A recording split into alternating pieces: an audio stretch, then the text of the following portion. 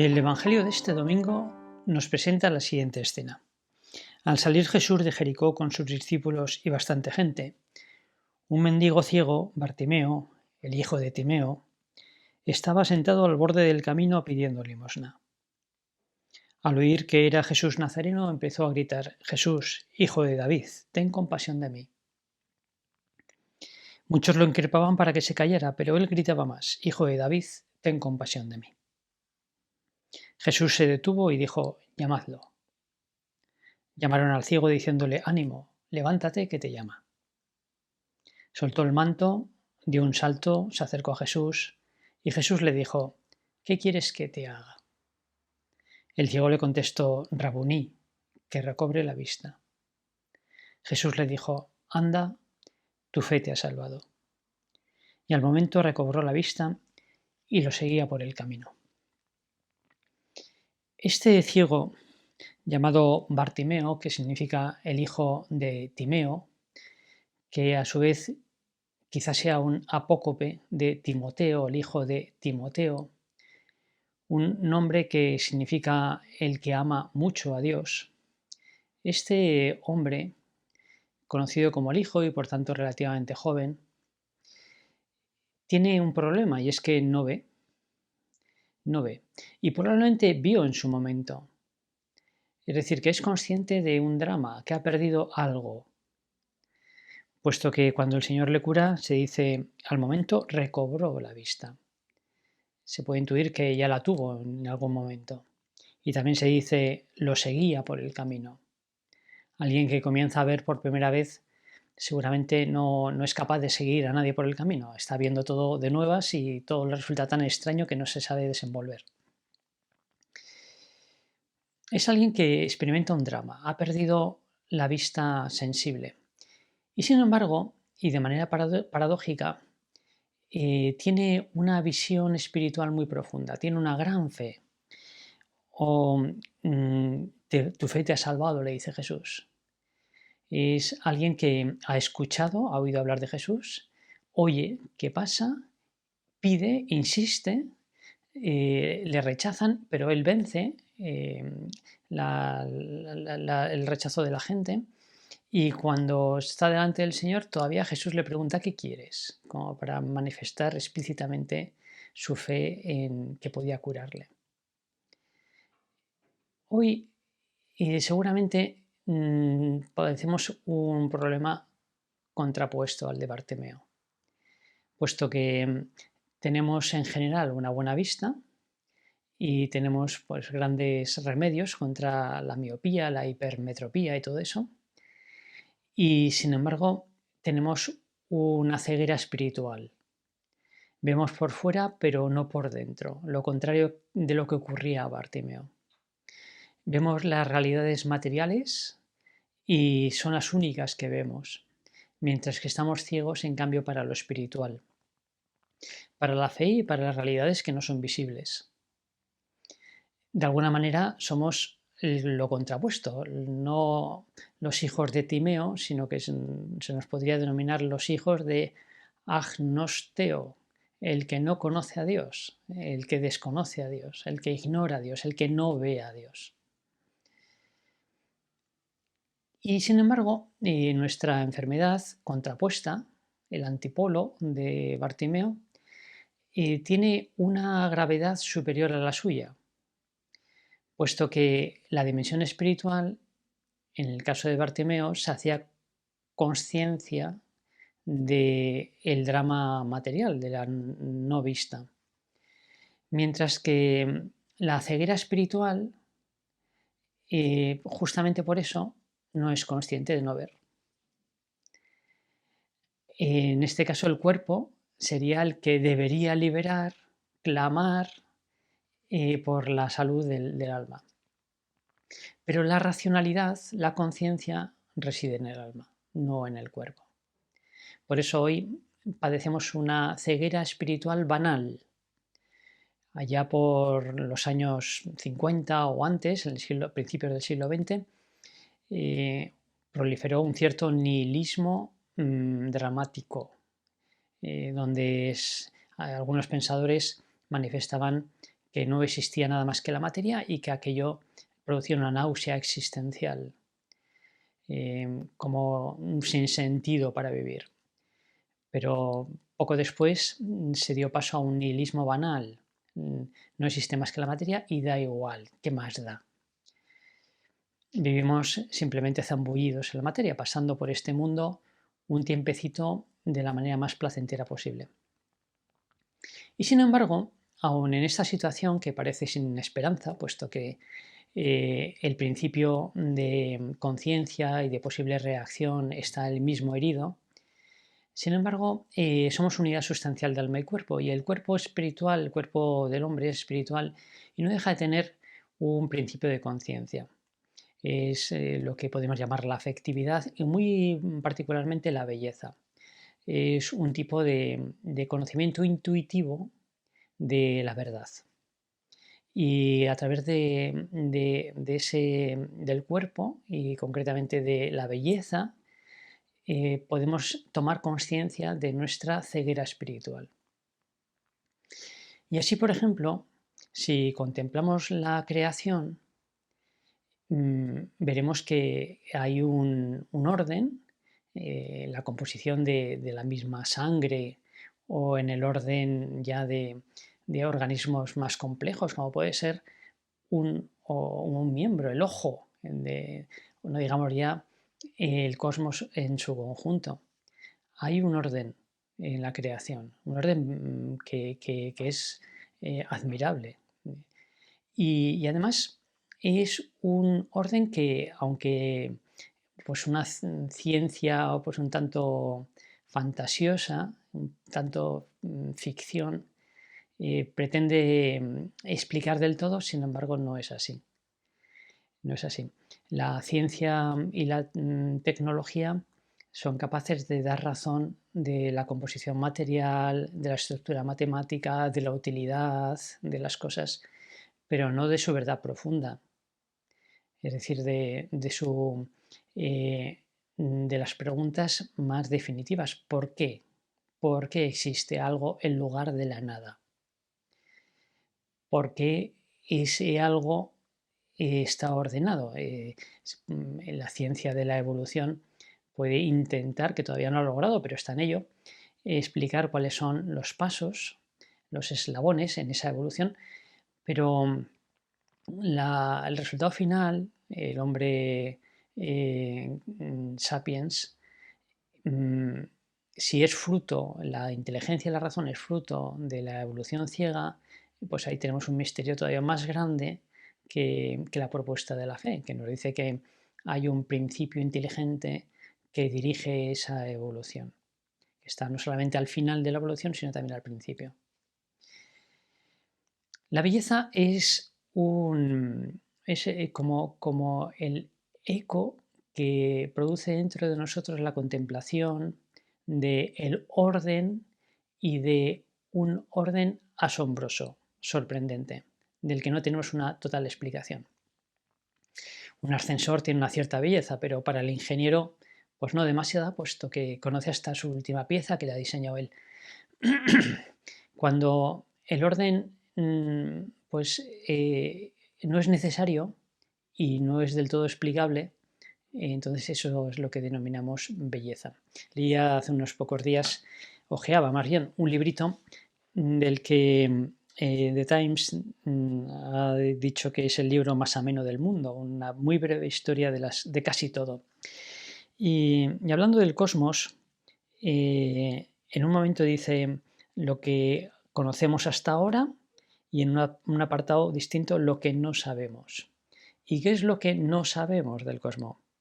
Dice, el resultado de todo esto es que vivimos en un universo cuya edad no podemos calcular, que está rodeado por estrellas cuya distancia entre sí y respecto a nosotros desconocemos, que está lleno de materia que no podemos identificar y que se rige por unas leyes físicas cuyas propiedades no entendemos del todo.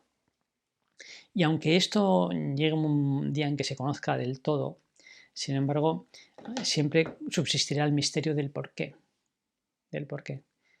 porque hay algo y por qué está impregnado de ese orden. Pero además, dentro de la creación, la persona humana somos el misterio por excelencia.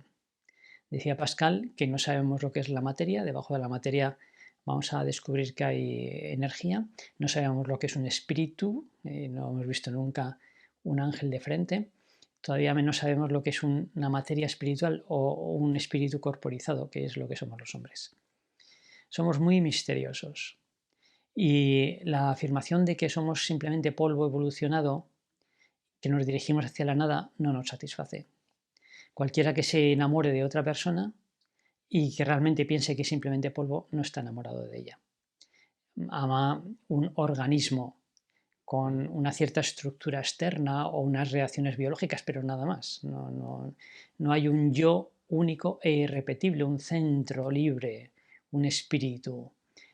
Nos diferenciamos de la mascota en que la mascota es previsible.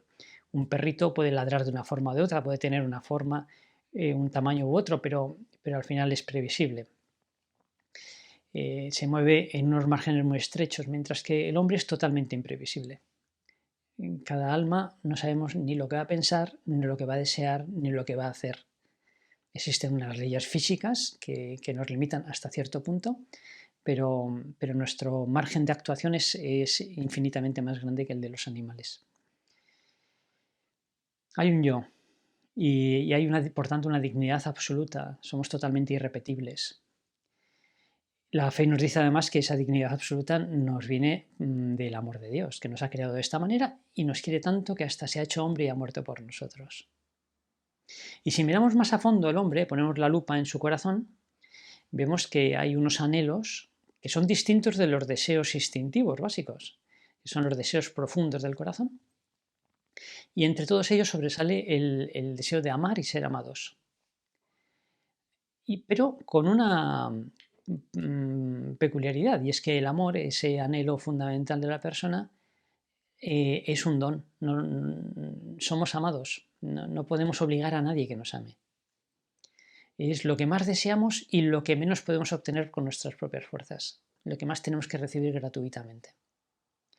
Y además, si observamos con más atención todavía, vemos que nuestro corazón anhela un amor infinito, algo que solamente puede dar Dios, y que somos por tanto mendigos de Dios, y que Dios efectivamente nos ha dado ese amor infinito, que se ha hecho hombre, que ha muerto por cada uno, que se ha quedado en el sagrario.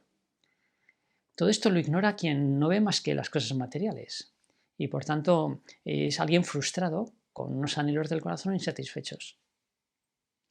Hay un economista y después reconvertido en artista, Boyer Trosacco, que en un librito que tengo aquí, ¿De verdad crees que solo eres pellejo y huesos?, efectivamente escribe hacia el final: permíteme que te pida algo sencillo y después te solicite una sincera respuesta. Cuando estés tranquilo y en soledad, pellizca tu mano o tu brazo unos segundos.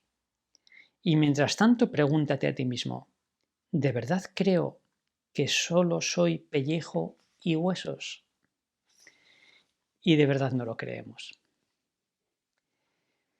Pero si miramos no solamente a nosotros mismos, sino pues a nuestra relación con el mundo, descubriremos también que hay un orden moral escrito en nuestra conciencia. Algo muy curioso. Nadie nos tiene que explicar que determinados comportamientos están bien y otros, en cambio, están mal. Y no están mal solo porque repercuten negativamente en la convivencia pacífica, como poner una bomba, sino que están mal en sí mismos, aunque no repercutan en nadie. Decir una mentira, por ejemplo, ¿no?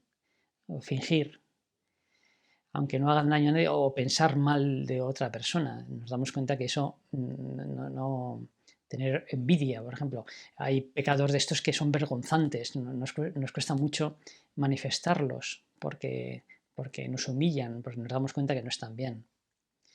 Y esto no es una estructura moral que alguien nos ha impuesto, sino que justamente nacemos hombres, pero hemos de hacernos humanos. Y tenemos dentro el pliego de instrucciones. Siguiendo la conciencia, vamos eligiendo bien o mal. Y si elegimos bien, hacemos hábitos que se denominan buenos, que se denominan virtudes. Si elegimos mal, creamos hábitos malos que se denominan vicios. En el primer caso nos realizamos como hombres, en el segundo nos autodestruimos. Esto no es moralismo, esto no.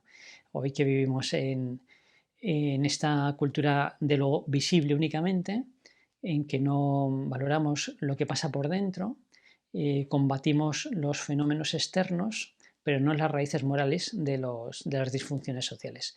Y si hay violencia de género, por ejemplo, por poner un caso dramático, endurecemos las leyes, fundamos observatorios, juzgados especiales, órdenes de alejamiento, pulseras, etcétera, que es útil, todo eso es útil, no es en absoluto algo despreciable, pero no estamos atacando la raíz que está en el corazón de la persona, que es quién vemos, quién es el que tengo enfrente, si tienen una dignidad absoluta o no es así.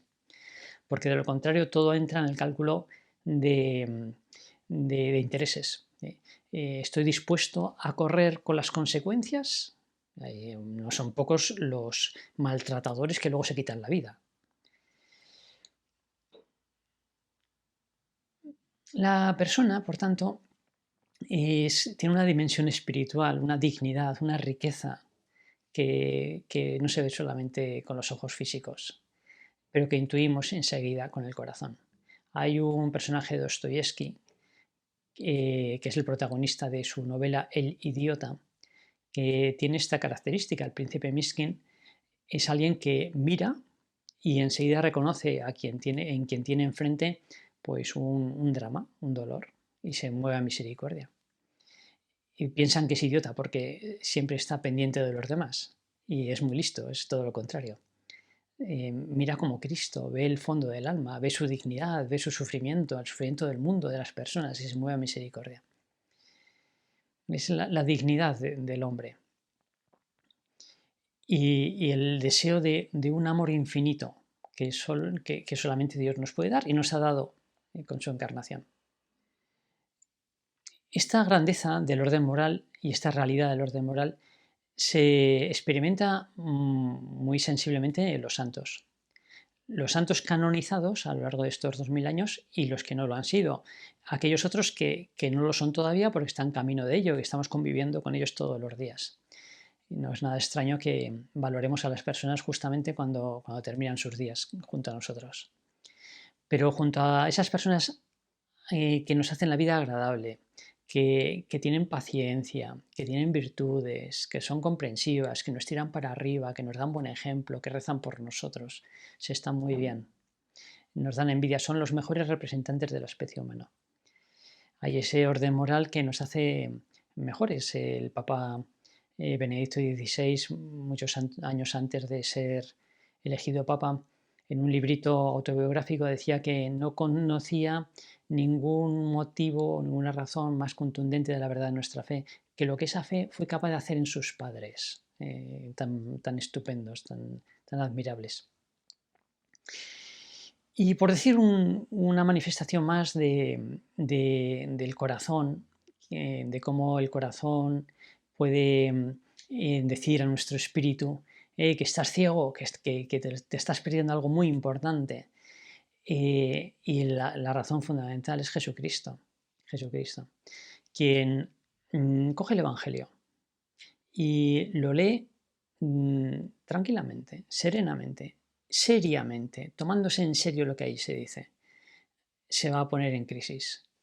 Va a decir, o esto es mentira, o esto es un invento, y entonces ya se está poniendo tarea, que es comprobar si efectivamente aquello está respaldado desde el punto de vista crítico, científico, histórico, o bien esto es fundamental. No hay quien haga la competencia. Nadie ha dicho y ha hecho cosas como este personaje que además tiene la pretensión de estar vivo. Y ahí está el sagrario. El Evangelio se defiende solito, da igual, frente a un anarco o una persona revolucionaria de cualquier extremo. La figura del Evangelio es incomparable. Se le puede criticar, se le puede denostar se le puede humillar, se le puede blasfemar, pero eso inmediatamente vuelve sobre el que lo hace. Y el sagrario, a su vez, es el lugar donde se encuentra salida a todos los problemas. No son pocos los proyectos de rehabilitación de toxicómanos o problemas importantes, ¿no?, de todo tipo, que encuentran eficacia y solución únicamente a través del sagrario, de la presencia del Señor ahí. O el sacramento de la penitencia, donde uno obtiene el deseo profundo del corazón de conjugar dos cosas: el reconocimiento de que no hacemos todo bien, otra cosa sería absurda, antinatural, y a la vez, a cambio, no recibir ningún reproche, ninguna bronca, ninguna multa, ninguna sanción, sino un abrazo y un perdón. Bueno, y en esta misma línea de lo que nos perdemos cuando no vemos más que las cosas materiales, lo visible, es la maravilla de vivir dejándose traer y llevar por el Espíritu Santo. El tener un corazón, aprender a tener un corazón sensible a las emociones del Espíritu. Que el vivir discerniendo lo que el Espíritu quiere en cada caso, porque es una manera tan bonita, tan sorprendente, tan juvenil, porque nunca sabes, Dios es el ser más joven del universo, nunca sabes lo que te va a proponer, y lo que te proponga da igual si es fácil o es difícil, o incluso si es imposible, si te lo propone Dios, Él pone de su parte, no son encargos, son propuestas para hacer juntos. Por eso es una manera de vivir propia de aventureros, de jóvenes, de santos. Los santos, cuando juzgamos que han hecho o que están haciendo cosas impresionantes, ellos son, en cambio, conscientes de no estar haciendo prácticamente nada. Les gustaría ser mucho más generosos, mucho más piadosos, amar mucho más, porque no les cuesta nada, la gracia suple. Bueno, estas cosas de alguna manera las intuye ya el corazón humano, es decir, la dimensión entre corpóreo espiritual característica del hombre. Tenemos unos sentimientos, como también lo tienen los animales, pero impregnados de espiritualidad, que sí que captan la ceguera del espíritu y que sí que desean el recuperar esa visión. Cuando conocemos a alguien que efectivamente la tiene, se transmite por envidia, por conexión, por cercanía con alguien que tiene esta... La conversión, de hecho, se podría describir de esta manera. Es el fenómeno por el que uno pasa de reconocer como real únicamente lo que se ve a reconocer que es más real todavía lo que no se ve, que la realidad que tiene más densidad es la que no se ve, es la espiritual, es la invisible. Y esta ceguera afecta a toda la población, es cultural, y también a los que nos confesamos como cristianos. Y por eso quiero dirigir una palabra a aquellos que seguramente pues, somos la mayoría de los que vemos este vídeo, puesto que de otra manera no lo veríamos. Tenemos fe, quizás rezamos, pero sin duda que estamos afectados por esta noche ambiental, por esta oscuridad, por esta ceguera. Seguro que tenemos dioptrías espirituales, seguro, con toda seguridad. Y esto es muy grave, mucho más de lo que parece, porque las relaciones personales admiten grados. No es lo mismo la simpatía que el conocimiento, que la amistad, que el amor conyugal, por ejemplo. Son distintos grados de amor y de relación personal. Y con Dios ocurre lo mismo. En la medida de nuestra fe le tendremos una cierta simpatía, un cierto conocimiento, una cierta amistad o una cierta relación íntima, entrega total. Y esto depende mucho de la fe, porque Dios ve nuestro corazón, así como en las relaciones humanas no vemos el corazón del otro y si nos trata con deferencia y cordialidad, pues suponemos que nos quiere, pero podría no ser así. En cambio, Dios ve directamente nuestro corazón. Y por tanto, cuando vamos a rezar o cuando vamos a trabajar y se lo ofrecemos a Dios, si lo hacemos solamente por fuera, en realidad no lo hacemos. Y nos podemos quedar tan panchos, pero es que Dios ve el corazón. Y por eso una repetición de actos remisos hechos a medias no genera virtudes ni vida espiritual. Por eso, en este clima general de ceguera, de noche, somos caminantes en la noche, me transmito en primer lugar a mí y también a ti que me escuchas 2 consejos. El primero, como dice Antonio Machado, despacito y buena letra, que el hacer las cosas bien importa más que el hacerlas. Cuando reces, no te olvides de Dios. Cuando trabajes, acaricia a Dios en el trabajo. Cuando hagas algo y quieras convertirlo en oración, de verdad, intenta convertirlo en oración. Ama en lo que haces. No te limites a hacer por fuera.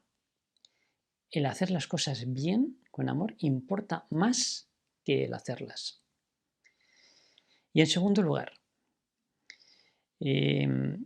también con la sabiduría popular, obras son amores y no buenas razones.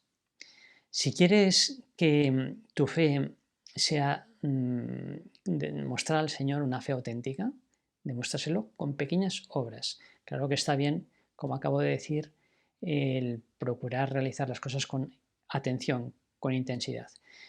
Pero esa intensidad se ha de manifestar en obras, no es un asunto puramente o fundamentalmente psicológico, de atención, sino con obras. Pequeños sacrificios, la puntualidad al comienzo del trabajo, la puntualidad al final, las últimas piedras, la sonrisa. Pequeños detalles de amor que no ve nadie más que el Señor en nosotros. Vivo, decía alguien, de lo que los demás no ven de mí. Hemos de tener secretos entre Dios y nosotros. Si a lo largo del día espolvoreamos actos de amor, si luego vamos a la oración, nos encontraremos en una oración donde el Señor nos recompensa. Si nos tomamos a Dios en serio durante el día, Él nos toma en serio durante la oración. De otra manera, vamos a la oración a provocar estados afectivos de manera artificial. Vamos a estar con quien sabemos que amamos y con quien sabemos que nos ama. Y la vida espiritual se simplifica mucho. Vamos a la oración a dejarnos amar por el Señor y vamos al día a corresponder con pequeñas obras de amor a ese amor suyo. Bien, vamos a terminar con Bartimeo. Bartimeo recobró la vista, vio a Jesús y le seguía por el camino.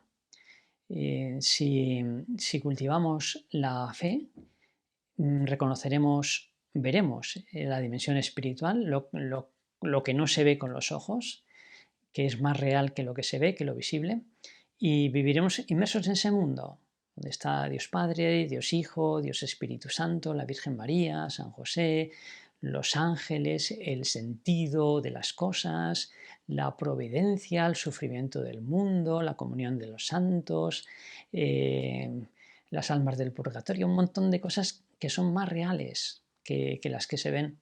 Y la vida es entonces muy bella y vivimos siguiendo al Señor por el camino. Nos lleva de la mano en ese mundo que es como una especie de mundo de Alicia en las maravillas. Hay un pequeño agujero, una puerta a través de la cual se accede a ese mundo que es la fe, que es el amor.